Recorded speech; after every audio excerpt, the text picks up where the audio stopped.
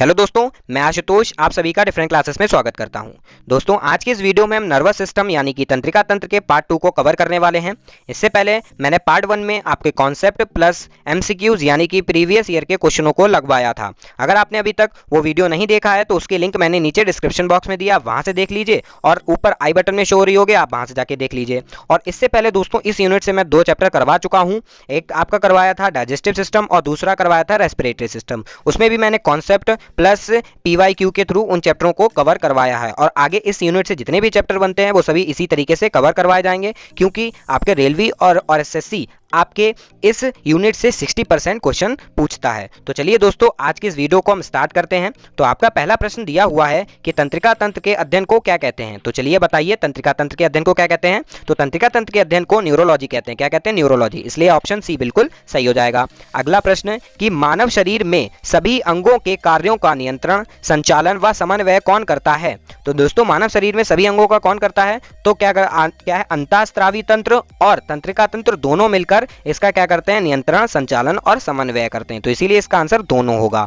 अगला प्रश्न अगला दिया हुआ है कि तंत्रिका तंत्र की संरचनात्मक एवं क्रियात्मक इकाई किसे कहते हैं। तो बताइए दोस्तों, तंत्रिका तंत्र की संरचनात्मक और क्रियात्मक इकाई क्या होती है? तो वो होती है हमारी न्यूरॉन। तो इसीलिए इसका आंसर हो जाएगा न्यूरॉन। ये कल की वीडियो में मैंने आपको बताया भी था। अगला प्रश्न अगला दिया हुआ है कि मानव शरीर की सबसे लंबी कोशिका कौन सी है। तो दोस्तों याद रखिएगा कि मानव शरीर की सबसे लंबी कोशिका तंत्रिका कोशिका होती है।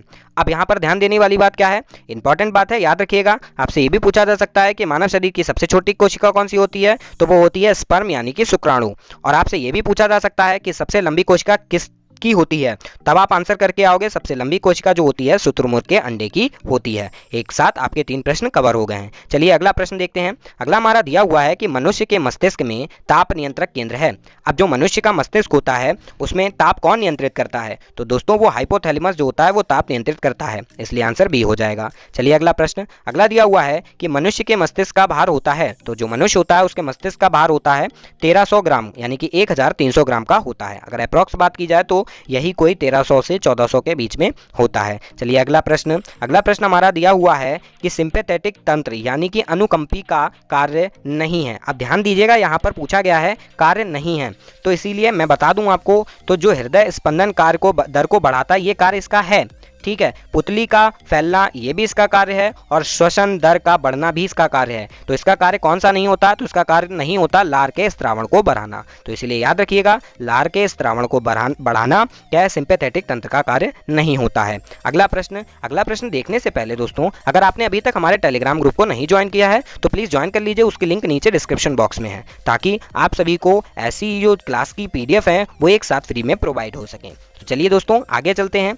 अगला प्रश्न हमारा दिया हुआ है कि मानव मस्तिष्क का सबसे बड़ा भाग किसका बना होता है। तो बताइए किसका बना होता है। तो कल की वीडियो में भी बताया था मैंने, ये पूरा मस्तिष्क समझाया था। तो जो सेरिब्रम से बना होता है यानी कि प्रमस्तिष्क से बना होता है, इसलिए ऑप्शन ए बिल्कुल सही हो जाएगा। अगला प्रश्न दिया हुआ है कि मस्तिष्क व मेरुरज्जु के चारों ओर एक द्रव भरा होता है यानी कि भरा रहता है, जिसे क्या कहते हैं। तो बताइए जिसको क्या कहते हैं। दोस्तों उसको हम कहते हैं सेरेब्रो स्पाइनल। क्या कहते हैं? सेरेब्रो स्पाइनल द्रव कहते हैं, इसलिए ऑप्शन सी बिल्कुल सही हो जाएगा। अगला प्रश्न आवेग संचरण में सूचना या फिर कह सकते हैं हम सूचना प्रसारण में कौन से आयन भाग लेते हैं। तो दोस्तों याद रखिएगा, इसमें कौन से आयन भाग लेते हैं? सोडियम व पोटेशियम के आयन भाग लेते हैं।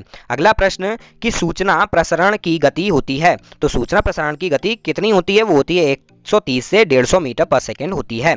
अगला प्रश्न है मानव मस्तिष्क का कौन सा अंग निगलने और उगलने का पर नियंत्रण करता है। तो दोस्तों याद रखिएगा, मेडुला ऑब्लंगेटा जो है वो निगलने और उगलने पर नियंत्रित करता है।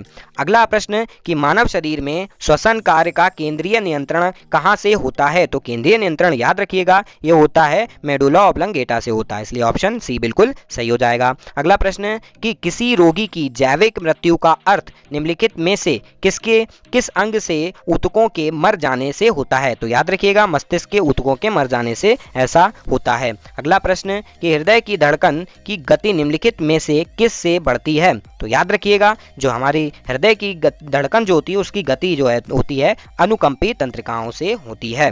तो दोस्तों अगर आपको अभी तक ये वीडियो अच्छा लग रहा हो तो प्लीज़ लाइक कीजिए। तो चलिए आगे चलते हैं। आगे दोस्तों अब हम बात कर लेते हैं अपने क्लास के टाइम टेबल के बारे में। तो फिजिक्स की क्लासेस आपको मंडे और ट्यूसडे को होती है, वो भी 8 बजे।